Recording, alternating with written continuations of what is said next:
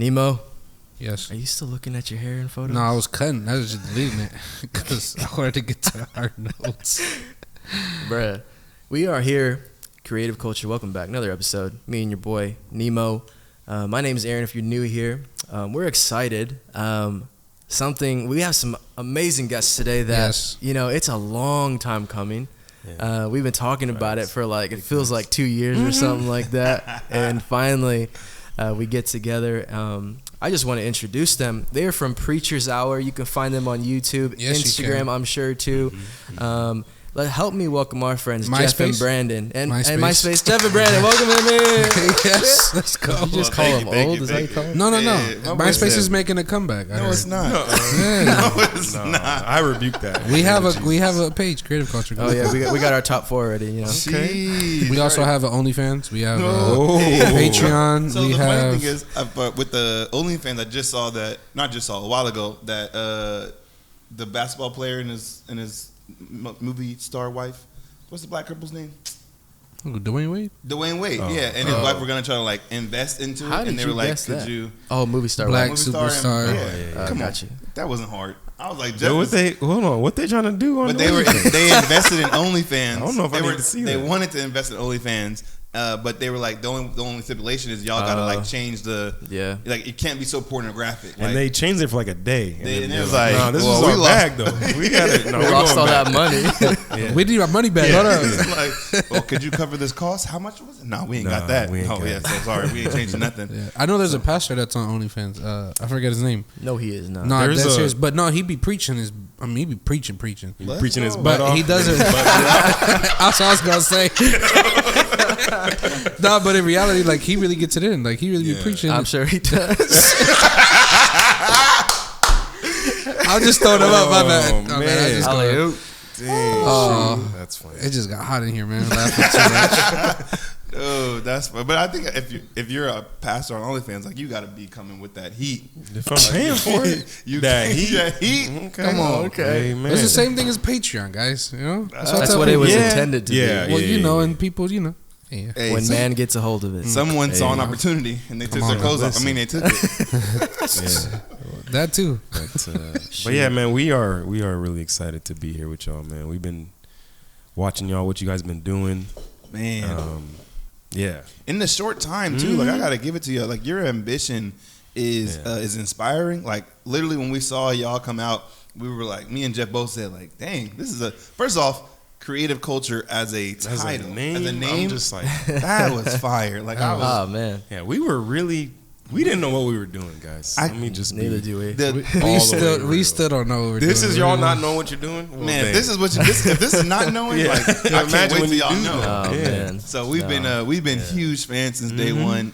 We support y'all and everything y'all do. I remember when I saw their first video and it had 60 views already. Yeah, I was like, we literally started at that. I make my eyes. We were our only views. Half of those views are us. We were our only views. 75% are probably us rewatching. Us and our wives impressed with ourselves. You remember we used to tell our wives hey, could you just watch it for us? Just real quick. 30 seconds. It counts as a view. So we were my wife would watch it and she'd watch 10 seconds or so. And I was like, you gotta do it again, babe. You gotta do at least 30 seconds. She was like, 30 seconds. Drop me a like. I'm like, bro, yo. I watch every episode of ours. You rewatch every episode? I don't rewatch it. I watch it. I mean, but we record it though. But I know, but it's different. I want to see what it's like. My wife always I do the same thing. Are you watching yourself? Yeah. I'm like, all the time. I don't think that's weird. Yes. And I also critique myself. I'm like, boy. Yeah. Oh yeah. I'll be like, why was I? What was I doing? Aaron didn't even tell me a little. No, I'm just kidding. I had a booger this whole time. You didn't tell me nothing. I didn't think about that at all. Yeah, I always be critiquing. And I'm not critiquing jokes. That's probably why you keep getting better. Yeah, you should be staying the same. I watch film, bro. You know what I'm saying? Staying the same. Hey, I'm accustomed to coaching. Hey, you being like Shaq, he being like Kobe right now. I see that. I see that. He's gonna be like, I gotta find a different team. We gonna have to replace my dude. Creative Culture got 4 mics. Man, we technically have 5. We have up to 8. Dang, 8 channels. Yo, we gotta get this too. I was looking at that. It's kind of cool. The battery operated as well, if you wanted just to. in case. So just in case. AA batteries. Just in case. Bro, we gotta rethink what we do. I know. I feel like the biggest failure. It's weird. Like you kind of feel like you were a big brother, but then your little brother like outshone you. Way better. It's like LaMelo Ball and Lonzo. Yeah, like Melo's way better. It's like he's taller. Like how you get taller than me? Like that's what happened. Been stretching my knees. No, man. I know you guys were an inspiration to me. Even before we started this whole thing, you guys had already probably been 60 episodes deep by the time we did that. But I want to talk to you guys a little bit about, tell the people, what is Preacher's Hour? Like, what is that all about? Yeah. So first of all, I'm Jeff. Oh yeah, and I'm Brandon. So yeah, me and Brandon have known each other for a while. Like even before like Preacher's Hour type stuff. Like I would say we reconnected like 4 or 5 years ago. Yeah, somewhere around there. And then like we would just always have these amazing conversations.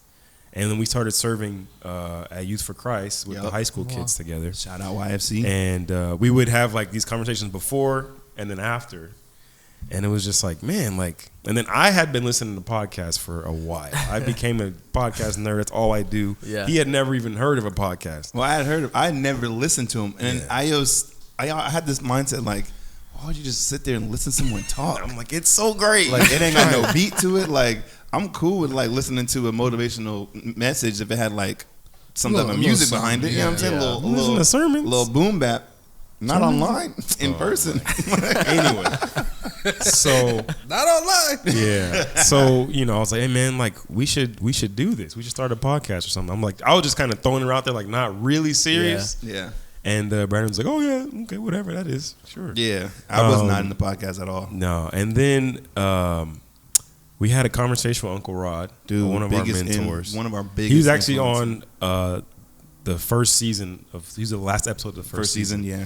Okay. And he was like, you guys need to just do it. Like, stop talking about it. Like, just do it. Yeah. And I was like, all Okay, right, Nike. fine. And so we bought like those Zoom recorders, But Zoom recorders and and lapel lapel mics. Come on, And boy. we just that bad boy. yeah.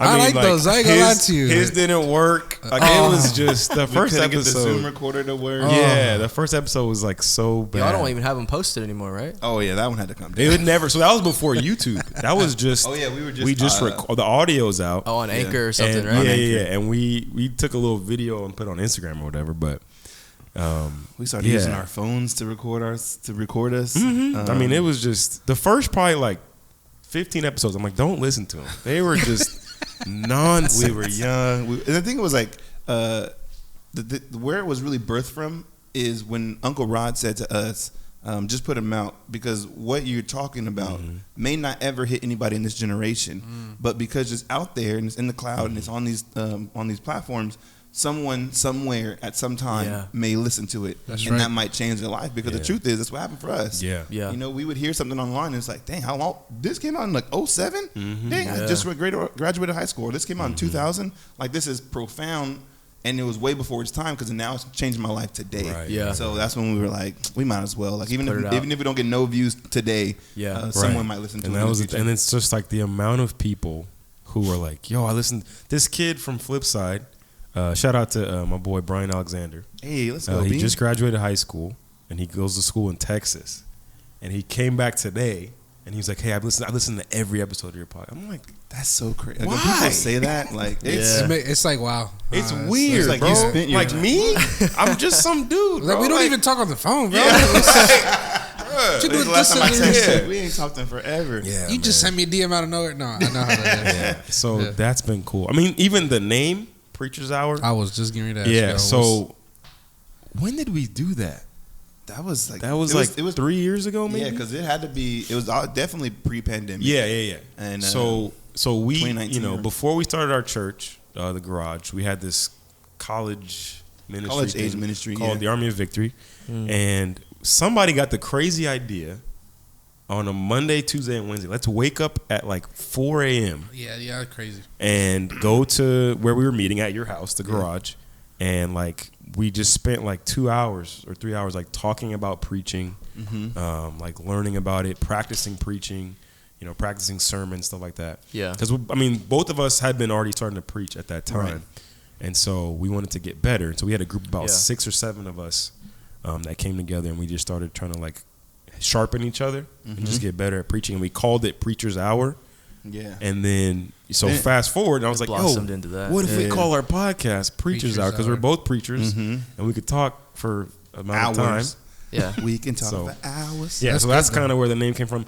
And I'm looking back, I'm thinking about your guys' name, and I'm just like, ours is so limiting. It is. You guys have so much freedom. I don't think so. We're not going to change it, but we could always start something different. I don't think Preacher's Hour there's is its nothing own wrong with thing. that. Yeah. But it is, like what he said, it's limiting. So, like, only, I can't say only, but the majority of people who are going to listen to our podcast are going to be Christian. They're going to be not just Christian, but Christians who are, like, looking to go deeper, which is a good niche. But sometimes I'm like, I don't even know if we're that deep for people who are trying to go deep. Y'all do be deep, though. You think so? Right now. I appreciate it. I'll be stealing some of y'all stuff. Hey, go ahead, man. Put that in a message for I'll go later. ahead and send you a copyright infringement. I'll give you a shout out. He'll give you the credit. Copyright strike. I'll give you credit. I'll say, Dang. Our channel Preacher's gotta go Hour down. said this. Hey, Take our channel down already, bro. Shoot. That's hilarious. You guys are both preachers, obviously. Yeah. How long have you been preachers? And if you can give me a little bit of background, if you guys are pastors now, or what's that look like? We got the bishops. Go ahead, Brandon. The bishops. I have been preaching for, good Lord. Casey is 9? Casey's 9, so 8 years. Okay. 8 years ago, I got my call, and it was really crazy because I went to a Black Baptist church. So like everything that was done, like you didn't like put in applications for anything. It wasn't like, oh, I feel called to preach. Let me put an application. Let me go to seminary and let me find out if that's my call. Right. It was more like, if you feel called to preach, we're gonna put you up in front of the whole church, and if you flop, then you're not called. you ain't called. Then you ain't called. That was a wrong number. do that. That was a wrong number. And if you did good, then it was like, all right, cool, we'll develop that. And I remember just being like terrified, like, dang, I've been doing this for maybe 6 months, or I got my call, and then 6 months later, like I'm in front of the whole church, getting ready to present my first message to the church, and So we're not talking about like youth. We're talking about the whole like, like the Sunday legit service? church. Yeah, this is Sunday. Oh. This is Sunday. This is both services too. It's not just I'm like you good. don't preach one. You preach in both services. Oh, two? Wow. So you're just like, and then it's so weird because that early morning service, I don't know why, but like you're way more connected to them because it's a smaller group, and then it's just like more conversational. Yes. So you get to like I can literally tell you people are that. talking back to you. Yeah. When you get the second service, Second it's just group, the people who they come to just be- church. Yeah, because the morning, the first service usually because they really want to be They at wanna church. be there. Exactly. The second one was like, no. Check it off my list. Aaron real told me quick. I had to come to church today, so I guess. Yeah. Oh, I remember that flip side. But go Yeah, ahead. so it's about 8 years for me preaching. I started youth pastoring. I got my first taste in youth pastoring in I think it was like 2014, 2015. That's when I left the Army of Victory to serve at my grandfather's church in Madeira and building a youth group there. And we were able to build a church, a youth group from literally no one, because no one came to the church, to about 25 students. And then we started a young adult ministry, which we called AV, in Madeira. And then that grew to like 45 adults. And at that point, it was like, oh, this is crazy. But then my grandfather got sick, and then he passed away. And after he passed away, like I just was like, I don't know if I could like be at the church. And at that time, like a lot of people were like, hey, are you going to pastor the church for me? And I was like, pastor y'all? Not a chance. Like, not even a little bit. Said nope. And I was super young too, so they were like, they had a bunch of ideas, but at the end of the day, I was like, nah, I don't feel like God's calling me to pastor this church or even to pastor at this time. Yeah. I was very young, very, very fresh. So then I came back to Fresno, got plugged into the Army of Victory, and been preaching ever since. Yeah. Yeah, so my story is a lot shorter. So I've only been preaching. I've only been preaching for like maybe 3 years. He's on 2 weeks. Yeah. Like this is my second Yeah, Sunday. like I remember no, when he first. When my he first sermon was horrible. It wasn't horrible. It was bad. It was bad, but it wasn't It horrible. was bad, but The link is below. Go check it out. no, it's nowhere. It just Thank popped God. up. I checked the whole internet. I made sure it's not there. But no, I mean, I grew up in a black, not Baptist, non-denominational, but basically Baptist. Yeah. Yeah. Church, and like everybody at the church is like, you're gonna preach one day. You're gonna preach one day. I'm like, nah, bro, that's not me. What were you doing at the time? I don't know. They just saw. We see it in you. I was like, I don't know what you're seeing. Out of nowhere. But and then I started working with youth, and I started getting just really passionate about the Bible and things like that. Yeah. And so then I run into Brandon, we reconnect, and he said, hey, come in this thing called Army of Victory. I was like, all right. So me and my wife go. It's amazing. And then the lead pastor, Patient, was like, I think you can preach. He's from the Congo, so he has a very thick accent. Ooh, yes. Very Chef, thick. I think you can preach. I'm going to have you preach. I was like, okay. And he like worked with me for like 3 weeks on this sermon. It wasn't good. I didn't do it. It was not his fault. It was my fault. But just from then on, Honesty. he kept giving me opportunities, and I just got better. And so I've realized that I am a teacher more than a preacher. Let's go, like teacher you look in pastor. Ephesians 4, there's teachers and preachers. I'm a teacher, Come on. right? Well, So, and I'm actually comfortable with that You're now. really a teacher. I'm not a preacher. I don't, He I teaches mean, in real life too. Now. Yeah, that's what I'm saying. Like, this was but a I'm real just teacher. like, I used to try to want to be like Brandon and like Paige and like these other guys that we Yeah. have that are preachers. And I'm like, I can do it a little bit, but it's not what I'm gifted to do. And so, Well- yeah. Well, what makes them preachers versus teachers? Oh, man. That's a whole nother podcast. No. I think it comes down to the delivery and like the objective. Yeah. Right. I think preaching is about inspiration and a little bit of conviction. Yeah. But it's designed to help people through the pains of life and things like that. Okay. Versus teaching, I feel like, is to break down the difficult things and concepts and ideas and doctrines. Yeah. Because the Bible is complicated. Like People no, Facts. act like it's easy. Just open it and read. It's not like Yeah, that. It's ain't no very way. complicated. Yeah. I feel like God has gifted certain people to be able to grasp certain things and be able to communicate them to people in a way they can understand. Yeah. yeah. So I think Because that's not like when you don't have the ability in preaching to do that all the time. Yeah. To like Right. break down like background and context. Will be and your like, 2 hours. Yeah, exactly. So it's like, no, we got to sit down. And then it's more of like, I need, like, while we're talking, I need you to take notes. While preaching is more, I think it's like more, like right now. Like, right after this message, I need to do this. Where teaching is like, Yeah. after this message, go home and Think think about about this. this. Yeah, meditate Chew on on it. this Chew for a on it, little yeah, bit. yeah. Yeah. And then, like, come back and we'll talk more. yeah, preaching has a little bit more application, I feel like, than teaching. Yeah. And I could be wrong on that, but I'm that's pretty just sure. what I like both. I like the in between. I Well, like because the you need preaching both. with the Like, teaching. Yeah, that's why I feel like today that's does what you all did. of them. Yeah. Today it was like you were tried, preaching towards us, but then you were also You showing. preached today? Yeah, My oh yeah, best. he was getting Yeah. it in. You Okay. at a Where reflection? can we find Reflection. the link? Where is Man, the link? where the It's on link on at? YouTube. It's in the description. Yeah. Let's go.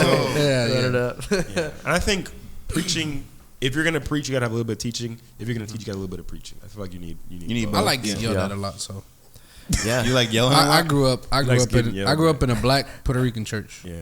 So I'm used to. I love to yell. Yelled and at in two scream. languages. I like when they get real hype and then they get real low. Hey, you know what? God. Hey, that's patient. That's patient. That's Right, patient. yes, We've been trying to work with this let's man go. with microphones. Trying to be on the board when patients preach. You just Oh, he's peeking all the time. Oh my constantly, God. like trying to mess That with boy will Hold on, go that boy- down to just 1 keep him in the middle. decibel and then go up to 100. Yeah. You were like, dude, Oh, how do you? man. Yeah, it's crazy. Just need a better mic. Something more powerful. Yeah. No, that's cool. One more thing before we move off of Preacher's Hour, and we dive into some other things. Mhm. What's you guys' kind of goal and vision for it? What do you guys see it becoming? I know you've shared a little bit, like, man, No, I wish that's we changed the name and that kind of thing. But what's the kind of the plans? Still about that name change. So, yeah, we'll talk about it. But so, I mean, when we started it, we didn't have There like was no a plans. goal. There was no Yeah. plan. It was just like, let's just do this. We felt like we were supposed to do. We were called to it. Yeah. And we've done different seasons. We've gotten better. We've learned different things. We've made changes. And so we have a tagline, which is like culture and society from young preachers' perspective, right? So that's kind of what guides us. We have a target audience. Yeah. Yeah. We're And not so that young anymore. But right, that's true. But right in the short term, we just put out our 87th episode, Wow. Amazing. and so the goal is to get to 100 and then reevaluate. Yeah. Okay. So I mean that's the short term goal. Long term, I have no idea. Can I ask why you guys do seasons? I was getting Yeah. to man. So- you just Even that just kind of happened like organically. It was like, hey, we've gotten to, and we were doing an episode every week That was at tough. first, which was insane. I don't don't recommend do that it. for anybody. Yeah, take your time, Yeah. like, because then you put out a better, As we a do it better every product. week. Hey, if you have it, like at the time we could do it. Yeah, And when then we first started, we had just the time. got harder but and now, harder. as life progressed, it got more difficult. But so we did 26 episodes. Like, okay, that's half a year. Let's stop, take a little break, reevaluate, make some changes.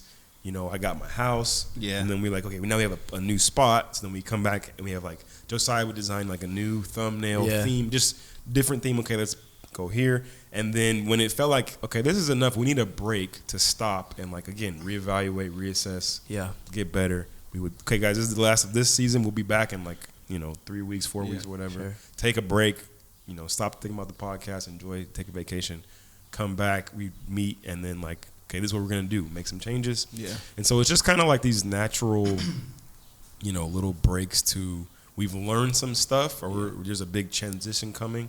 Let's stop and get ready for it. Mm-hmm. So that way when we come back, it could be like really good. Instead of trying to do everything at the same time. Yeah. Because we're just super busy. It's even crazy thinking about now that you mentioned it, I think the season is literally like our season of life has ended in this term. Wow. Not that we thought about that when we had it. It literally just came to me right now. Yeah. But it was like we were in one season, that ended, and then it's like, what are we going to do now? And then the next season came, so then we just called it, that season was over. Now we're in the next talking season. Like a preacher over here.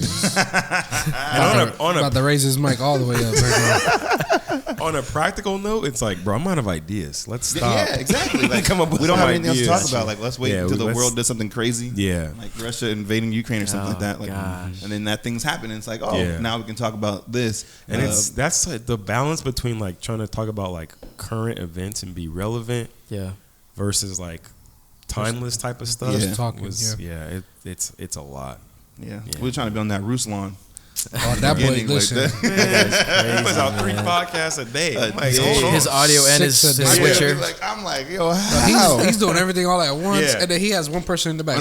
Why ain't he doing nothing? Why is he not doing anything? Why is he not doing anything? Because he be talking to, what do you think about this? I would just call him Joe. Hey, Joe, what do you think? And he's in the back. He's talking. I'm like, fool. Here's the switcher. Here's the audio. Let me just sit here and talk. Yeah, let me find out that he actually is doing everything, and Ruslan just pretending. That he's still doing it. Okay, this camera. Because I do be seeing him like I'll see him look down and just press, and then the camera just starts sliding. There's a slider in the middle one, and he does this one. Yeah, but that dude's he's got a track. He's got a track. He's got a tracker. But his is like a foot. Oh, that's still pretty good, though. I want to get the tracker. I'm trying to get a 3-foot one for us. Yeah, I mean, the thing is, if you have a tracker that has that's like the rotator on it, you literally have like endless angles and a wider range because it can go down the track.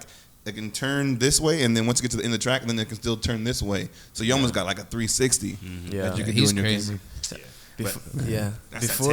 Before we, I want to jump into that too. But before we do, I'm just like, you guys reminded me right now, just kind of how our podcast is naturally progressed without like doing seasons and things like you guys mentioned. Like we felt that we've talked about this before, to where we started off of like, we're gonna bring in whoever, flight attendants, tell us your craziest stories and stuff like that. Oh wow! But we've kind of felt like There's God's pushing it and shifting it into this direction to where you're gonna be about creatives and creative culture, but you're gonna talk to this demographic of people or Christians, or maybe just reshaping the way people think about how Christians and preachers are and that kind of thing. We've even deleted certain guests that we've had on our list. Wow. Because they just don't fit.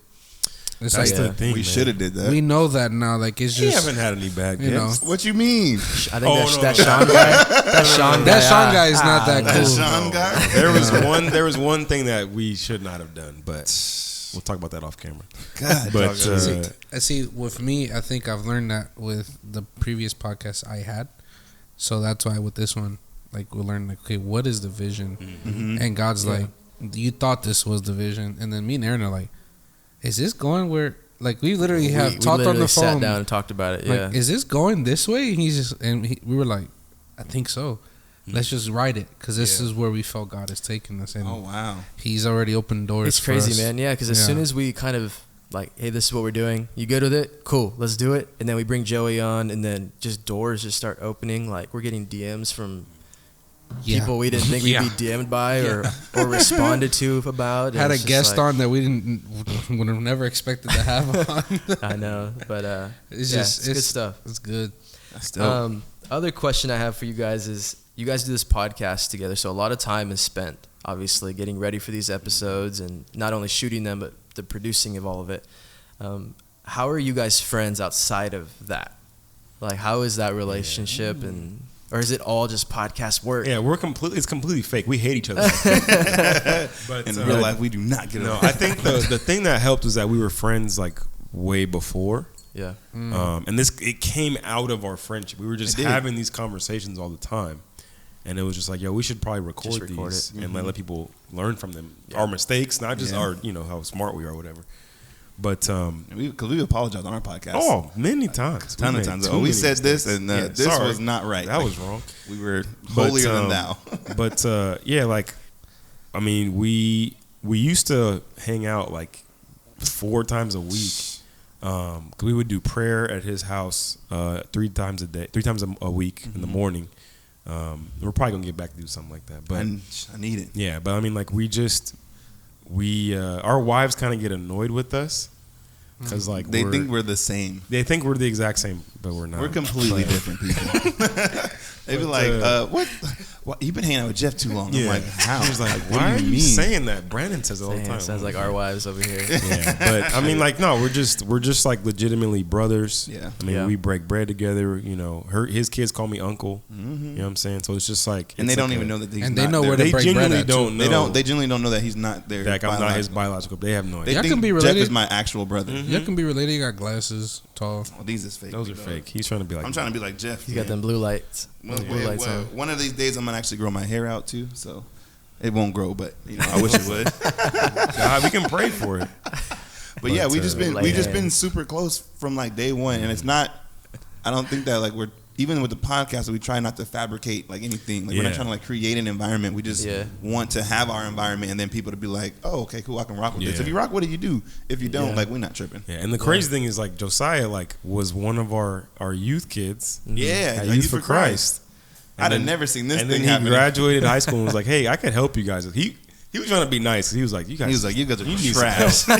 He's like, "Let me come over here and help y'all out." This Zoom setup is not. Whatever y'all trying to do, this ain't it, bro. So Joe's, he edits all of our YouTube stuff. Yeah, he's amazing. Yeah, he literally changed the face of our podcast, and then even like our audience grew because of like his presence there. Mm-hmm. And not only that, but like even our brotherhood, like we gotten closer. We've talked about all kinds of stuff. He got married in my backyard. Mm-hmm. So it's just like it's way more than the podcast. But podcast is like long after we're not even doing this. The podcast is a plus. Yeah, exactly. That's what we talked about when we had Joey with us talking the other day, and we're like, bro, this is just doing life together. And we happen to be doing a podcast. Yeah, like this is an outlet for that to talk about all these different issues and things that we naturally face in our day to day. Absolutely, because we actually hang out. We actually chill. We actually talk about life and all that. And we have better conversations sometimes off. Yeah.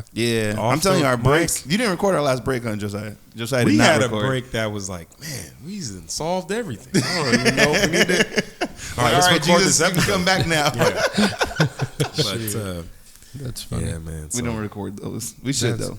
That's good. I think those are moments you need to have to kind of switch off of the podcast a little bit, talking to you guys personally. Yeah. I see what you have on you. You're a photographer. And you're of course a teacher. That's why you know I had this. That's why you teach the word. Backpack.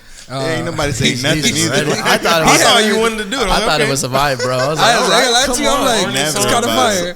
I'm like, I'm about to buy one. Where you get it? I'm about to use it as a piece for the It's so funny though, because like literally when I got done with the photo shoot and came right over here, I was just like, okay, cool. I got everything in my backpack. Cool. Let me get my backpack out the car. I literally just don't feel this on because I've worn it for like an hour already, so it doesn't even feel like it's cool on. though. I like it. And then it's an outfit piece. Well, thank you. Surprised you don't have cameras hanging right now. Bruh. Hey, don't tell him he about to bring the camera out. Just sit it down here. Sponsored by. But to get on that, man, what are y'all passions outside of, the podcast? Yeah. Like what are your guys' separate passions? Shoot, man. Photography. That's like my love right now.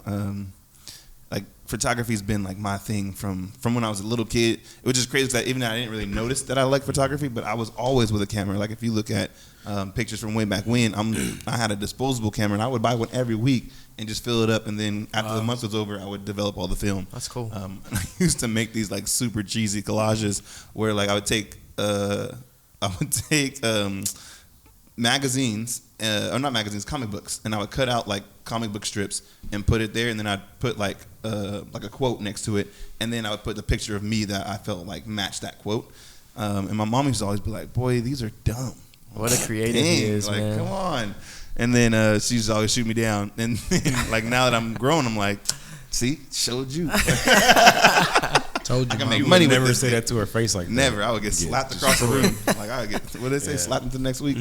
So photography is like my number. I can't even say my number one, because honestly, youth pastoring has become like that thing for me that like gives me life. Yeah. Working with these kids and seeing them develop into adults is like one of the wildest things. Even like making our youth group that went from literally 0 kids, not the one over there, but the one that we're doing at On Ramps Covenant Church, 0 kids to almost 40 kids in attendance now. It's been really dope to see their transition as human beings. So like them understanding that they're not just on this planet to like to give into their own desires, but like to seek out God's desires and make His desires their own. Yep. Seeing students do that's been my passion for real. So lately, I've been just trying to put in all the effort and all the work that I can to make sure that what I'm setting in place is not built on me or my wife, who's a co-pastor with me. Because if we ever leave, I don't want that to die. I don't want to leave and then the kids be like, well, I'm not coming to church no more because, my pastor's gone. I want them to be like, okay, cool. Since y'all are leaving, like I can handle this until someone else steps in, where they can tell a church that or something like that. So youth pastoring and photography are like my number ones at this point. Love it. Yeah, man. Tell them about how much you love to teach, Jeff. Well, We talked about that. I mean, You're a great kid, but you're gonna fail. I remember when you said that. That stuck with me. I say that to a lot of people now. and there's to a lot of people. I'm just kidding. Totally kidding. Jeff told me. This wise man told me, has a podcast. He said, So the funny thing is, like, teaching as far as like my job it's cool. I mean, like, I love the kids. It's cool. No, I mean, we could talk. Right. We've talked Pays about the this a bills. lot, but so I'm actually in a season where I'm trying to, go a different direction. I'm actually starting my master's in theology. Let's go. And that has been amazing.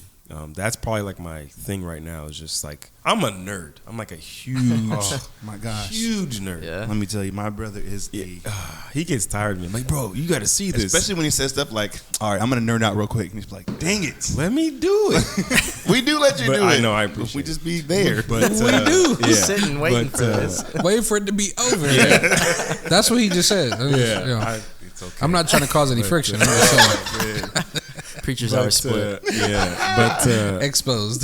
So I just like learning stuff. I love, and it's gonna sound really dumb and cliche, but I enjoy learning new stuff about the Bible. So I'm constantly doing that. I'm reading, new theologians and pastors. I love reading these books and things like the book that we're doing a series on right now. And I love soccer, which is really random as a black dude. Nobody understands. Wait, you watch soccer? I'm like, yeah, I do, and it's football, by the way. But yeah, I just I enjoy that, and I'm just trying to go to school right now and still do my job. I'm getting ready to have a kid, which is crazy. Amazing. Have a son. A son. Yeah, man, and my wife is amazing. Shout out to my wife. She told me you better give me a shout out today. Shout out to my wife. She is literally. I couldn't do anything that I'm doing. The she's even given died me a long time ago. Oh yeah, we would be. I don't know where we'd be. Podcast is over. But she has given me a lot more freedom and trust to like do whatever you got to do in this season that you're going into with school. Yeah. I'll support you. I'm just like, so yeah, man. So Passionate about you. I'm passionate about my wife too. Shout out to Jessica Jackson. I am also passionate about it. Baby, you know how I feel. I didn't mean to get y'all in trouble. I was like, Jeff ain't finna I'm just shout trying us. not to get me. You ain't gonna outshout us. Come on. Outshout. But is your wife passionate about you? Oh yeah. Because that's the best thing, right? Oh you yeah. already It sure know. is, man. Hey, he having a kid, so something must be going on. Some passion is being worked Hey, on. this ain't Hallelujah. This ain't OnlyFans. Talk about stuff. I wasn't gonna take it there. We all have kids, bros. It's all right, Shoot. We know what passion does. We know what passion does. Amen. Amen. So wise, be passionate. No, I'm just kidding. We got a kid in the room, bro. Hey, No, I'm just kidding. He's grown. he's grown enough. Shoot, if you in here with grown men, you gonna get grown today. So I wanted to I wanted to dive into something, and this could be These are some good questions. about the church and the state of the church, and even the youth. Your youth pastor, we're pretty heavily like behind working with youth too. But what do you guys think, or what breaks your heart for today's church, or American church, I guess? Yeah, I mean, our first like season was all of this. Yeah. You got ourselves in a lot of trouble, so we're gonna do it again. I'm not worried about it. We've grown a little bit. Yeah, so We've grown a little bit. So it's funny. I'm still reading that book. It's called Faith for Exiles. Trying to like be a young Christian in digital Babylon today. Wow. And and so it's just like, I think the thing that breaks my heart the most is that I feel like a lot of churches, not calling anybody by name or anything like that, don't understand what young people are facing. Like, they are dealing with something that no generation in human history has ever had to deal with. Like the technology that they're faced with, the amount of information they're faced with, the competing ideas, the pressures, anxiety and depression are through the roof right now. Just self-image, just all kind of different things that they're faced with. And like, I feel like current leaders and pastors like don't understand, and they're not taking the time to understand, be able to like prioritize how are we going to help our young people. Wow. You know what I'm saying? So Yep. Yeah, man. I think I definitely agree with that. For me, it's in the church today, it's like the lack of, when we learned about this in church today, but like the lack of relationship, like true relationship. I think it's like insanely crazy that we can go to church together and not know each other. Like, you can have so many people in a group or in a church, and they like not genuinely like know each other or hang out like outside of church and like that. I think that's one of that breaks my heart, because as I look at TG and as we grow, and then as I look at like On-Ramps, the church that I'm part of now, like everything that we do for church doesn't happen when we get to that building. It's been happening all week, and then we get to that building, and now we're celebrating what God has already done, rather than like coming there to like recharge, to go out and do church again. So like relationships are huge. I mean, we were at Flipside this morning, and they officially like launched TG as a church today, and we'll have our first service April 17th. We're gonna talk about that. Yeah, that's awesome. So that's huge for us. But like, even the amount of love that Pastor Carl has put into us, like we really built a relationship with the pastor of Flipside, to where like we joke in text messages, and I find that like really crazy, because when I first met this dude, I'm like, yo, you are intense. Like it didn't seem like he joked at all. Like the only joke he would say would be like something like Some cheesy. something super cheesy, but it would be like the wrath of God. Like God's gonna get you. Serious face. Okay. That hell and brimstone is real. I just want you to know. You smell You're that gonna be burning? You smell it? You smell the fire? I was like, dude, he's so intense. But like now, after having a relationship with him, I've learned like, number one, he's super loving and generous. Like, he's the most generous dude I've ever met in my life. And the only way I know that is because I'm in a relationship with this dude. But had I not ever gone to Flipside, had I not ever tried to have this relationship with my guy, none of that would never happen. I would just be a visiting person attending a church, rather than like being in a relationship with the church as God intended. That's so good. That is so good. That's true, because I joke with my pastor all the time. It's real cool. We every time I go by the church whenever I want to. I just go by chill sometimes. I do. Shout out to Joey. He's not here. He would have been sitting right here with us. But it's cool. Like, me and him, we connect on different levels, sports, and all that. And it's real cool to like connect like that. I try every day to talk to somebody from my church. That's good. It's very difficult. It is. Because I'm so used to just a few that I always talk to. But it's so different. It's so good. I mean, so being a youth pastor, both of y'all being just involved in church, do you think our youth are desperate? Do you think they're at a desperate stage for God right now? Because we were somewhere Friday, and I saw the hunger of these youth, and in my church, being there, going on a Wednesday and seeing these youth really like crying out to God. We had 3 youth get saved, I think, a couple weeks ago. Let's go. Like on a Wednesday. Do you think that they're in a desperate moment for God? Maybe they don't even know what they're desperate for. Yeah. I think the short answer is yes. I think young people are tired of being underestimated and unprioritized. Like we assume that like they can't handle, you know, The depth meat of the word. or like we got to keep it light, just keep it fun. Like, no, they want to take it. They want to take God serious. They want to have a serious. They see you guys have all this serious stuff. You talk about how serious God is, but you don't let us do it. Basically, you don't think we can handle it. Yeah. And these kids, listen, they are exposed to some very adult stuff all the Euphoria. time. Man, Yeah, I mean, it's a literal like TV show that teenagers are like And they're watching. going crazy for it too. I mean, the stuff my kids watch on Netflix in my classroom, which they shouldn't be doing. I'm just like, you're watching that, and you're 13. Yeah, like, hold up. What episode is this? No. So we.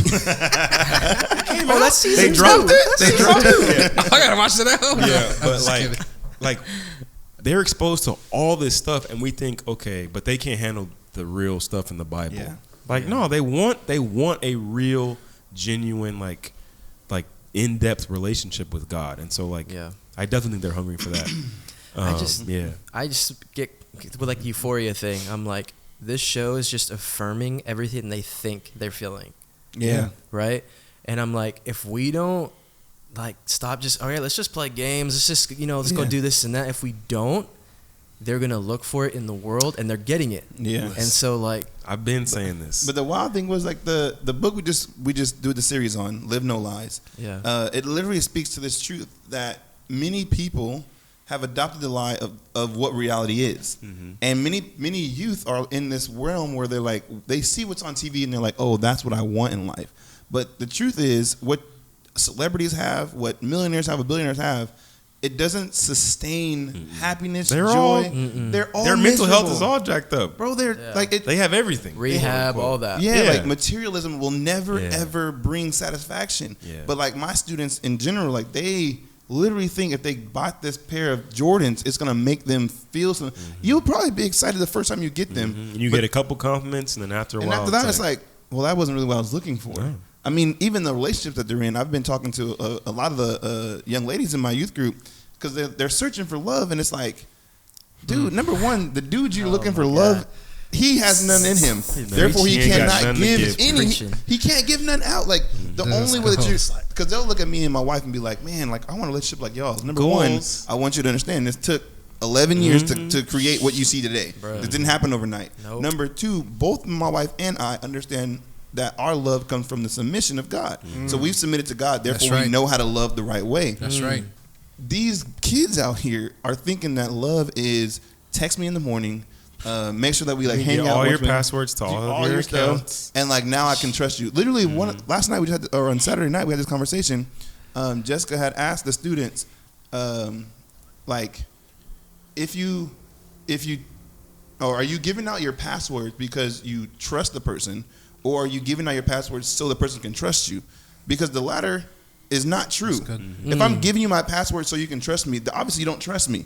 Now I don't know how I'm going to trust you with my passwords not to do anything wrong because we don't really have a firm foundation of trust, nor do we even know what trust is. Right. Come on. So at that point, I'm like, we got to, like where we were going with the series, I was like, they're not even ready for this. Nah.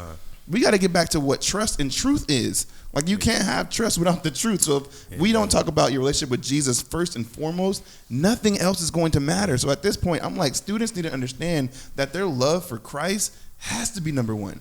Like literally, God, the 10 Commandments, the first commandment, you shall have no other God before me. That's the first one. Yeah. So if that's the first commandment, like let's adhere to that so that we can learn how to love properly, trust properly.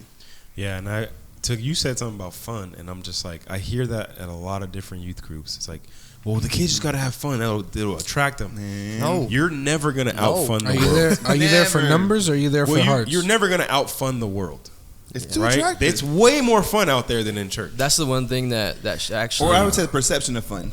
Well, I mean, like, Yeah. here's the thing: The perception What is do fun. we have that the world doesn't have? The truth, like you just said. Exactly. That's a main draw. It should be the It's truth. really it. If Yeah. we don't, if we're offering something other than that to get people to come, they're gonna go get it somewhere else. Yeah. The one very thing easy. the world does not have the truth that we have. It's very easy. That should be the most attractive thing. Absolutely. It's very easy. Come on. Mm-hmm. And it's wild because I think about when students do come, because like there are things that you have to do. Like a student's not going to come to your youth group if it's like just you and like other college students and college students talking about the Bible. It's just not attractive. They got to be attracted in some way. So if you use a bounce house, that's cool. Use Xbox. Draw them in. Have fun. It's I'm not okay. saying don't Draw have them fun. in, but Have don't let fun. it just But be it's the not- fun. No fun at all. Shout out to Big Sean. He said, or not the rapper Big Sean, our friend Sean. He said that like the fun can attract them, but it'll never keep them. It'll never keep them. They'll never. He said it in a more eloquent way. I'm sure. But it was like getting them in for fun is cool, but they'll never stay for the fun because there's too much out there, and they can go experience somewhere else. So like making it fun is great, but it can't be the thing that sustains your youth group. Exactly. So I think the kids are definitely hungry for the truth. And another thing I was gonna say, giving students the option to choose. Like I was telling my kids the other day, like I don't know why you're here, but if you're not here for Jesus, like I guess you can still stay around. I'm not kicking you out, but like everything we talk about here is going to be based on like getting closer to God. Yeah. So if you're here, I'm giving you the choice. If you want to listen to the sermon, stay here. If you're going to be a distraction, bro, go, You ain't gonna be. I'm not gonna be mad at you. I'm not mad at you at all. I'm giving you the choice, but I'm telling you what we're gonna talk about here is about Jesus and about sin and about how Jesus like saves us from that. But other thing, I'm giving you the choice, and I think one of the things that churches lose off on is like they don't tell the truth because they're afraid of losing people or losing students. Like if I tell them that this is wrong, if I tell them that this is not of God, then they're gonna bounce. But what I have found out is more kids they're become more curious. Like, wait, I've never heard this before. I didn't know that. Like, there's a ton of my students who literally have never read, like, first of all, they haven't read any of the Bible. I'm just going to be straight up. They've heard sermons. Like, most of my students have never read the Bible for themselves. And they have no idea. We talked about Daniel and Bathsheba, and they was like, he did what? David and Bathsheba. Oh, yeah. What was I like, say? Daniel did it too? Hold on. David and Bathsheba. And they were like, He was just- wait, they were just going what did on. he do? Who? That's in the Bible? That's in the Bible? And I was like, dude, Sure what are y'all is. talking about? And it's like, I had no idea. I'm like, you had no idea that a king took somebody else's wife and put her husband on the front line to get him killed. It was like, that's savage. I was like, that's evil. But like Hashtag yes. The Bible but they got had stories, just man. never ever like experienced the Bible. So my charge to like anyone in youth ministry or just in church in general, just tell the stories. Like they're appealing in themselves. We don't have to like make them fun. They are or make them interesting. They are interesting. Don't in veggie tell themselves. them. Like, That- tell come the on. truth, man. Veggie Tales is good for 3-year-olds. Come on. Not 13-year-olds. I used to get down with VeggieTales, bro. VeggieTales only take you so far. I still know some of them songs. You put it VeggieTales on right will now. get I might start getting it. VeggieTales is like the message Bible is to the You stepping on ESV. somebody's toes. Somebody's toes It's is like, all messed did up. you just talk about my work? I just used the Message translation today. Shoot. What you King James, aren't you? Thou art. Heck no. Thou shalt. Thou shalt. Oh, man. ESV, CSB. No, I think that's right on. The reason why I asked that, or that was one of the questions, is I see all these youth groups like popping off lately. Yeah. And it's a lot of transparent leadership and people like yourself, and just being able to be genuine and build relationships with them while staying with the truth. Yes, and sir. not using any gimmicks. Right. There's no gimmicks. I can give a PS5 away every single week, and yeah, you're gonna draw some people, but they're not there for anything else but They're that. there for the gift, not for the Yeah. giver. They're Like, They're there to get wait for bread. the raffle. It's just like Jesus. They're there to get bread. Yeah, you giving bread and fish, I'll be there. You Exactly. start talking about some real stuff, I'm out of here. Oh wait, you just turned water into what? Yeah. Oh, I bet. I'm My cup. Yeah. Here's my cup. I brought my own cup. Don't even worry about it. Don't even worry about So it. that's so. I brought true. my own basin this time. Basin day. Please, the basin. Oh Big jeez. ol' shoot. No, yeah. I just think it's so funny that we're hitting a lot of these topics that I kind of spoke about today. Is just the culture's getting so twisted with the idea of making love their God instead of God being love, and just twisting that idea and that definition around. And pretty much my challenge to everybody is today. It's just getting back to the definition of God is love. God is love. And that's what it is about. That's the main thing. And I think it's just lost, man, in this generation right now. And it's not even their fault. No. They're all searching for it, but they're searching, like you In the said, they're wrong searching for place. love, but they're searching for it all in the wrong places. Who's the one that's saying that? I want to say somebody saying that. Oh, I don't know. Yeah. Oh, yeah. I don't know who sung it, I don't know, but it's so true. but That's it's a true statement, man. Yeah. It's a true statement. For sure. I had one more thing. We talked about this in our last episode about how do you manage someone who's gifted. we started getting into, our thoughts on mega churches and all this stuff. And people get real crazy about all that stuff. And TikTok's about to go crazy, I promise you. Don't talk about my mega church pastor. Yeah, I know. I mean, we like Mike Todd's ministry and just the way that he presents and his illustrations and all that. But there's a lot of people that do not. Big facts. And so we were getting into this discussion about, people shouldn't be following a man like that, and rightfully so. Yeah, I agree to an extent. But how do you manage someone that is gifted like that? So how do you manage someone? Brandon's attracting thousands of people because of the way he presents the word and the way charismatic, and it's just something you're gifted with. So how do you then manage? Maybe there's a leader over you. How do you manage that to where it doesn't become something that now it's talked about as, this is trash This or is whatever? the Brandon show. Yeah. I would say that number one, humility is just is a legitimate tool of God. Yeah. You can use it as a tool, or he can use it as a tool. Your being gifted is. It's crazy because I think it's a blessing and a curse. Because at one point, if you're using it for the Lord, it is definitely a blessing. Anytime that you become too haughty in your own thinking or too boastful in yourself, you can lose that. One of the things that, one of the ways that I'm managed is by being married. My wife, and at one point we talked about this on the podcast, like in season 1. Yeah. My wife at one point had a huge calling. And she was literally speaking all over the country, and I wasn't. And I used to be like, bruh, how you?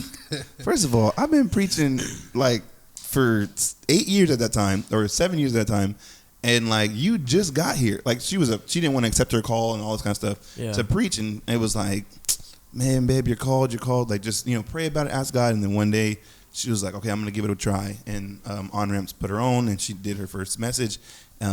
And killed it. My wife is very charismatic. She's very passionate when she speaks, and she's naturally gifted. And I remember in that time period, I was literally like, "Yo, what? How did she get all these like?" And I'm not talking about she just going to these like small places and like speaking. No, like these camps are like, number one, flying her out, putting her in her own hotel, and giving her an honorarium. And I'm like, "Yo, how?" And at that moment, like God was literally humbling me to say, bro, you're not that guy, pal. You're not that. Trust me, you're not that guy.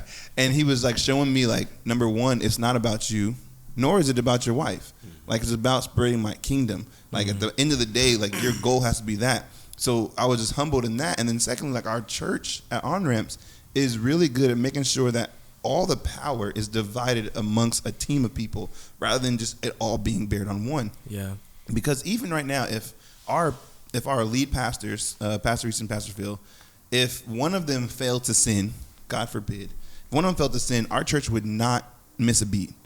Like even if we landed like in our church is very, number one, it's very tight knit. So like if something happened, number one, the whole church would know. It wouldn't come out as a scandal right off the bat. Like it may be later on down the road, but the idea was, okay, this happened. We're gonna address it as a church, but we're not gonna stop being the church. We're not going to put it on pause to deal with a lawsuit. We're not going to put it on pause. And that's because there is a team of people who all have gifts, and we celebrate each one of them equally rather than taking the person who can speak well and telling them, okay, you go ahead, you'll be the face of the church, while the rest of us kind of sit back. And not everybody's down with that. Some people are cool with like having a lead pastor and like letting him be everything. But the issue with that is if that lead pastor falls, your church at best is going to split. Yeah, I would say character has to be a higher priority than your gift or your calling or whatever. Character over charisma. Craft. Yeah, character has to be more important than, because like we have to also recognize our nature is to like follow somebody charismatic. Like you go back to the children of Israel, like, yo, we want a king like everybody else. They got kings, we want a king. Like, you guys have God. Yeah, but we all want to have a person we can physically see. True. To follow. Right? It's just that's why social media is so genius. We have followers and subscribe. Like it's built around our human nature to want to follow a real person. Yeah. Right? And so with these church, any church, not even just a mega church, like unfortunately, we build them around one person. True. Which I think really successful churches, I don't know how you define success, but really successful churches, like you said, have a team of people. Yeah, you can have a senior pastor, but like he's not up there preaching 50-some weeks a year. It's all about him. If he's not there, no one comes. I mean, I've been in churches where like, bro, pastor's not preaching. I ain't going. That is the wildest thing to see. But I mean, like, I see that. I see it to this day. When it's built around the personality of one person instead of around Jesus, true, you're gonna have that, and people then come for the person. And even if the person's super gifted, the success may come faster than their character is ready to handle it. Yeah. Right, and then you have a Mars Hill, which we that whole podcast. You have a Willow Creek, 15,000 people. The mic on that one. I mean, they just their pastor just fell. Bill Hybels just fell. He's messing with women and stuff like that. There was a church these massive churches are constantly happening because it's built around this guy who has all this power and gifting. He's really charismatic and dynamic. People want to follow that, and it becomes a brand. Yeah. But it's not about Jesus. It's like, okay, now we start trying to promote the brand, I'm doing book deals. Jesus is like a sub. Yeah. I mean, if we don't have a team around people who can say, hey, bro, this is wrong. Like, Mike Todd should have never been able to spit and rub it in the dude's eye. It should have never been able to happen because his team should be like, Mike, this is not a good idea. Yeah, that sermon should have went past somebody. Yeah, but if you have a team of that illustration. like, yes, it's a good idea. Yeah, whatever you say is good. That's not true. I'm a human. Like, there's no way everything I say is good. But that was his brother. I would do it to my Listen. brother. No, I'm just kidding. But I think it's fair to even say like that would make sense, but not for the world to see. You know what I'm saying? Yeah. If you did I that agree. And unfortunately, like maybe that's a leadership meeting just with your leaders. That sermon I'm sure had a ton of good stuff in it. That's all anybody ever talks about. Those 2 minutes. They didn't talk about. And it's crazy else. because I saw so many YouTube videos. People that don't believe, like, this is why we don't go to this stupid church. He wasn't going way before that. They weren't going exactly, but they give them the ammo and that fuel to even build on why they don't. Yeah. And I think it's good to note, man, that when you look at even like Jesus' celebrity status, like, he would get to a point where he was becoming like so well known and so famous He didn't want it, and he would like go away and like just dip and disappear at the worst times. Like, bro, you're at the height of your popularity and you can disappear. You gonna dip? Yes, but I see a little bit. Yeah, because I know that man was not built for this. To handle that. We were not built to have tens of thousands of people like listening to us and following our every word and telling us how great we are. Yeah. We're not designed to handle that. Not at all. So you gotta be able to put safeguards in place. You need people around you. You need people that can be like, yo, you off, bro. You need people to tell you no. Yeah. The Mike Todd thing, I don't have a problem with it if that's what he wanted to do, but I'm like, I don't know how it made it through. Like, nobody was like, has to be more. I wonder if he he even told anybody. I don't think so. I feel like he just told his brother, and he's like, "Hey, we finna do this." Yeah, and because there was genuine shock in it was the whole church. The thing was, the church wasn't there. They were recording. It was just the staff. They were like, that was there. Yeah, they were like, whoa, whoa, and like just even the fact that you did it. He did it. The fact that you did it during a pandemic. That has to do with the mouth. Like, I think those are the things that people are just pretend. Just a few weeks ago, right? A few weeks ago. Like fake dude, like I don't know. What happened if it was just what? No, I'm just kidding. I don't know. So I think that there's definitely some. There needs to be people around you that can say no, and that we get used to saying no, because no human being is going to ever resist the temptation to do what they want to do, unless there's someone in place to be like, that's dumb. Yeah. And we have our we have our person, and it's really good to have people to be like, that's not the smartest the cool thing with our church, with TG, is that patient, our lead pastor, number one, like, he makes it a point not to preach all the time. Yes. But number two, he like genuinely asks our opinion on things. And he's actually someone you can go, hey, I don't know about this, and he'll actually listen to you. Yes, sir. Like, I thought about what you said, I think you're right. Yeah. Like, and he'll actually put it into practice. I think that's the thing, and his leadership has kind of helped us develop that same mindset. It's also being humble. Yeah, I mean, it's like, I don't have it all figured out. Yeah. Like, I'm just a dude. Yeah. So I have trouble with people that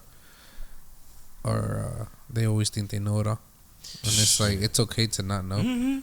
Like, it's really okay to not know. I don't know a lot of stuff, man, and I'm okay not knowing, and I'm okay with asking. Yes. It's so freeing, bro. I love to ask. I told her, hey, I can't figure this out. Aaron's like, Man, do this. If I can figure it out, YouTube. If not, I just school of YouTube. text a few people like, hey, I know how to do this. How do you do this? Mm-hmm. Or someone had asked me a few weeks back. I think I talked about it. Someone asked me a question and I didn't have an answer to it. You didn't know, and I told him, "Can I get back to you? I have to. Let me go ask." Way to go, Nemo. You know, and it's like, big props. I don't know the answer. So I'm never gonna act like I do. Yeah. So, in your guys' opinion, safe to say, like I have my own opinion on this, is the idea of the current structure of the church, is it broken? Yes. Like with the lead pastor being, instead of like maybe like the way your guys' church does it, maybe there's like a panel of leaders instead of just one guy that everyone answers to. Okay, so yeah, I know I unanswered really quickly, but I don't know if it's. I think it's. We've talked about this before. I don't think it's the best. Yeah. Is it good? Is it working? Can it yes. work? Can it God work? use it? He's using it. He's using it. But is there something better? I think so. I think. I was having this conversation at church on Friday. Churches are not designed the model we use to like identify future leaders, train them, and help them take over. Like when a capitalistic mindset when we have a CEO mindset. CEO type, when you have a guy or whatever, you have a pastor who is gonna be the pastor for 40, 50 years till he either dies or retires, which usually dies. And then the church is like, oh, what do we do now? No, that should never happen. True. You're telling me that in your whole years of pastoring, there's nobody else that you've identified that has the Holy Spirit. That hey, I think you got it. Hey, walk with me. Let me train you. And you know what? I'm gonna step down early. Yeah. Maybe I'm 50. I could keep going till I'm 60, 70. I'm gonna stop now to get out of the way and give you some shot and slowly help you take over. And then I'm gonna actually step down. I'm gonna be on the team. Yeah. You're gonna be the guy. Yep. You're just young 26, 70-year-old person. Like we don't have a succession plan to pass things off. Like I am not gonna be running TG at 50. I'm retiring. I'm stepping down. I'll help you guys, but we want this to be. It's got to be a game for the young. Like let the young people take over. Yeah. We'll walk with you guys, give you our wisdom, but this is gonna be your guys' thing, and you're gonna pass it off. That's how this thing should keep going. Yeah. But you think it's a control issue?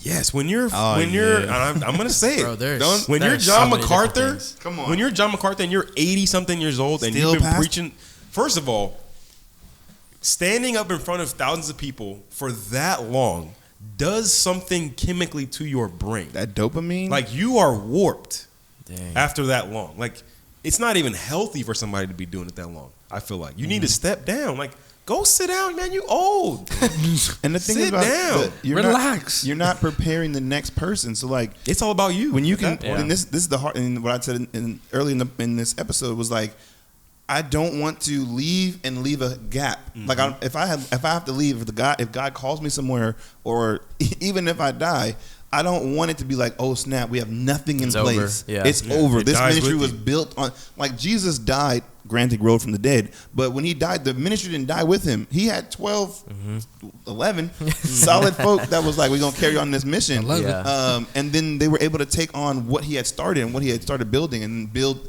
the actual church. Yeah. And now it's like, we've gotten this complex of like, okay, cool, I'm the man, I can handle this, let me do it. And I don't want to even say this. I think one of the issues why we don't have a plan of succession is because we're so busy running the church, of doing every single thing, always being the guy, that we don't take the time out to give it to someone else so that we can plan for the next person. So for me, me and Jess right now, like we are so busy. We were so busy doing so much youth ministry, building it up. But now it's like, babe, I'm going to take a step back from like the day-to-day youth ministry stuff. If you can handle that, I'm gonna start working on the student leadership ministry. I'm gonna start working on the senior transition from senior in high school to becoming like literally in big church. Like because the issue is we've done 4 years, and every year the kids who graduate our youth group leave. Yeah, and they're gone. We have had not one student in 4 years. Have not one student stay in church after they graduated. Wow, they've all bounced, and only one of them sort of kind of goes to church.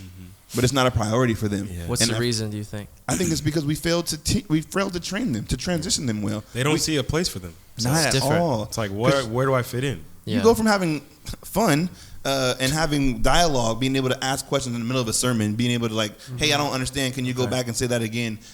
To going into the Big C church where you got to just sit there and listen, and hopefully at the end of the sermon, someone will explain to you what you didn't understand.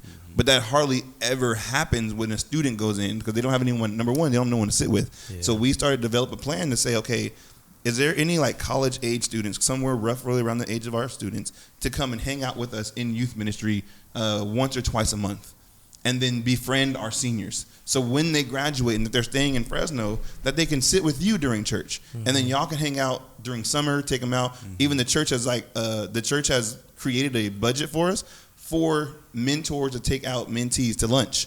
So like now, like they can go to lunch. It's on the church. They just give their receipts or whatever, and they get to spend time with them. So now when it's time to go to church and they're in Fresno City or Clovis community, they go to church. They come to church on Saturday and they're like, hey, oh, that's my friend. No longer is that like, oh, that's Miss So and So, but that's my friend Sam. That's my friend Seth, and I'm going to hang out with them. But you guys are making that change now because you saw that there had to be a change. Yeah. And some people are really not good it's at like seeing that. It's like we don't believe in the Holy Spirit. Like, you really feel like you're the only one who has it. Oh, yeah. Oh, no. You don't. No. This is too much for you. I got this. I'll handle it. It's like, they got the same Holy Spirit you got. Mm-hmm. Yeah, I mean, you're giving people benefit of the doubt, too, and you're saying we just don't have time to, develop because we're doing everything. Mm-hmm. I'm sure we've been in churches to where we just have these guys that are, I feel like it's rooted so deeply in insecurity sometimes. Oh, pastors are the most insecure people on the planet. Oh, yeah. You're so insecure. I feel like that sometimes could be like where that comes from too, to where they don't develop the next, because I want to be here till I die type of thing. Or I'll be here until I get voted out. Or I don't want to get people that are better than me. And it's like, I'm going to surround myself with people who are not better than me. Y'all really you're going to surround yourself. That's what they think, though? You're going to surround yourself around people. There's even if it's subconscious. I think so. If it even subconscious, I'm Brandon. I've been in the church. We've been in the church. The roster was like obviously weak. And all it is either family or close friends. Come on, man. And then when the pastor leaves and then the roster's doing a thing and then come back, oh, thank God you're back, pastor, because it was rough. Or you realize that that's crazy. Certain things don't look to part, or certain things aren't being done correctly because you just want to have a whole bunch of yes men around you. And that's what the church really feels that is. Stop having yes men around you. I don't need yes men as best friends. I need people that are going to correct me as best friends. And I need people who are better than me in certain areas. And that's fine. Like even like in the pulpit, like there's like not to brag, but like my thing is to teach, right? So we started a series at TG on the church. I went first. Yep. And I broke down all the boring stuff that my patient and John didn't want to do. So I covered it because I'm better at it than they are. Exactly. And then they got up and they freaking killed it with the preaching part on it. Yeah. Like, and it was very helpful for the people in the congregation to understand the basics. We get a well-rounded, really Otherwise, you just hear one person in their perspective. Like, not that they're not gifted, but like, you got to break it down. God has a multifaceted wisdom, as Ephesians 3 says. The only way I can see all of God is to get your perspective of God and your perspective of God and your perspective of God. Like we talk about, it's like a diamond, or what, like a bouquet of flowers. Yeah, or it's like a bouquet of flowers, right? If you're sitting on that side, you see something different than I see. So I need to know what you're seeing of God, and you need to know what I'm seeing. We need each other. We can't just have one perspective. Because you only see one side. Yo, you want us to mute our mic? Let's just turn it off. All right, see you guys later. You really didn't mute him. Man, that's so true. That's real, man. That's we could probably be here all day talking about. I was literally just thinking how long have we been talking? How long have we been going? Hour and a half. It says an hour and 11 probably minutes. The longest episode so far. Nah, I think Sean was for sure the longest so far. Sean? Yeah, he was long. He was long. Sean, I love you. I don't mean that in a bad way because we could have went a lot longer with him too because it was such a great one that we had with him. I want to respect y'all's time, but I did want to talk about, you call it TG, the Garage Church. I'm assuming. Yes, sir. Are you the lead pastor? Or Absolutely. What no, man. No, I am the teaching pastor. Got you. Patient Matadi is the senior pastor. John Drodos, executive pastor, is the executive. No, he's the associate pastor. What is it called? Associate. Patient what? Patient Matadi. That is a dope name. Patient Kabuya Matadi. He's from the Congo. He's amazing. There's nobody on earth like Patient. And then John is the associate pastor. Taylor would be the executive pastor. Taylor Starks. She's amazing. She's the boss. She knows everything. We just have a team. We got Brandon Greer. We got Brandon Jackson. We got so many people. And we're constantly trying to identify more people to step up. And so that's the coolest thing, is that we're not doing this thing alone. Like, Patient's not just doing it and like, you know, kind of, okay, you guys can do these. We're all building this thing together. Yeah. And no man's. I think the thing that makes it even more like as beautiful as it is the fact that like Patient has the vision. Like, I feel we all believe that God gave Patient the vision. Right. And then if we agree with the vision, then we hop on board with the church plan. And if you agree, then he sets the vision, and then we as a team figure out how to make that a reality. Right. How to take that idea out of his head that God gave him and make it real in real life. Right. And it's been cool to see people step into roles like Cam and Braulio and Emmy. Yeah, man. Like, just seeing them saying yes to, like, okay, cool, like, you want to put me over this? And I remember we were doing it in the beginning, and we were kind of like creating roles for people, and folks was like, yeah, that's not me. That's not for me. We just thought, like, we would just assume that, oh, they'd be good at this. And it's like, nah. Instead of like, okay, what is the Holy Spirit telling you? Exactly. And what has he gifted you? And yeah, it's going good. It's not perfect. Not at all. We're making mistakes. We're going to make a ton more mistakes, but like, I like what God's doing. So, Brent, are you leaving your other church or on ramps? Yeah. When TG can pay me, but because like where I'm at right now, that is like part of my livelihood. So I can't leave until I can be. It won't be financially stable for my family if I left. Right. So I said that seriously, jokingly, but seriously. Yeah. So the idea is like TG is always where my loyalty lies. Like, that's my church. Okay. I've been there since the beginning, and I'm always going to be there. But the cool thing about it, and I think this God set up, like, I don't think it's a coincidence. On Ramps has church on Saturdays and Tuesdays. So TG will be on Sundays and Wednesdays. So something like that. Maybe, but it won't interfere with what I'm actually already doing. And I don't. Luckily, Patient's been like very kind enough not to give me like an official role. So I'm just like wherever I can help out. And that's freed me to do like church in both locations, and both churches are definitely cool with it. Yeah. I guess that was gonna be my follow up. Awesome. Like, your pastors and everyone's cool with that. They're cool with it. That's awesome. As they should. Exactly. No, exactly. This whole like it's just my members. It's the world we live in, bro. So like this is not a competition. We're all going to the same place. 1,000%. Are we not going to the same? We're gonna be walking on the same streets. Yeah, that's another podcast. Don't talk to them. We walk on the streets and go like, don't talk to them. They went to they went to that church. Like that church. We going to the same. They played a different style of music over there. They were gospel. We're contemporary. Don't mix with them. It's been weird because like literally Patient has been in conversations without me with my pastors from On Ramps about church planning. So like we were talking about, you know, which denomination we should join, if we should join a denomination. He has sought their wisdom a lot during the whole thing. Definitely. And not once has it become an issue between like my role at the church. Love that. And TG, like not one time. Because there's no pride in there, man. Not at all. That's so awesome, man. It's not. When Jesus is at the center, bro. Come on. It shouldn't be that hard. I'm real happy. But it is for some people for some reason. The politics of it is that's so true. That's one thing I love about my church is shout out to Northeast. We if there's a need at another church and they need help, say our really great friends, sometimes they don't have a drummer, right? So they'll call my worship leader, hey, can we borrow Nemo? Yeah. We need him. Even if I'm scheduled that Sunday, you know, Joey would usually say, I'll take over. Nemo, go over there and play. That's what's up. Or I'll tell him, hey, Aaron's preaching this Sunday. I'm going to support him. I'm going to support him. And they're like, cool with me. Yeah. And my pastor knows. My pastor's not tripping. He'll ask me, how was it? Was it good? You know, what'd you learn about it? Well, Aaron preached, so obviously it couldn't be that great. Oh, shit. Which mic is he? No, I'm just kidding. No, even vice versa. Like, we went led worship for y'all, and it's. Hey, they haven't worshipped at TG though, so I don't know what that's all about. You know, we ain't had nobody at TG, but it's cool. I mean, you got my phone number, so let's go. Brandon never even texted me. I gave him my number. You text me. I got yours. What you mean? I did text you. You said you. No, I didn't text you. I'm not gonna lie on national YouTube. Sorry, I'm not gonna lie. I didn't text Nemo. Not at all. Shoot. I know how to get to you, so it's no problem. But hey, if y'all down though, I would love to have y'all come and do worship. Heck yeah. We love and we got to get you guys on ours, on our pod, and we can talk about some other stuff. I don't know. We'd love to. There's a lot we could all Bro, we could talk forever. I know. That's why I'm like, this is gonna be. We're gonna get off of this, and we're probably gonna talk for another half an hour. Yeah. That's how it usually happens. Yeah, man. Just hit us up about all that. But that's all I had to kind of for this one. At least, At least for this one. I'm sure. part one. Do all your podcasts feel like this? Like all the episodes you've done? Do they feel like It this? feels like It feels like 5-10 minutes. It just goes I'm quick. just like, how did I just looked and I'm like, it could have sworn it's been like 10. I was Right? like, wait, Yeah. did we?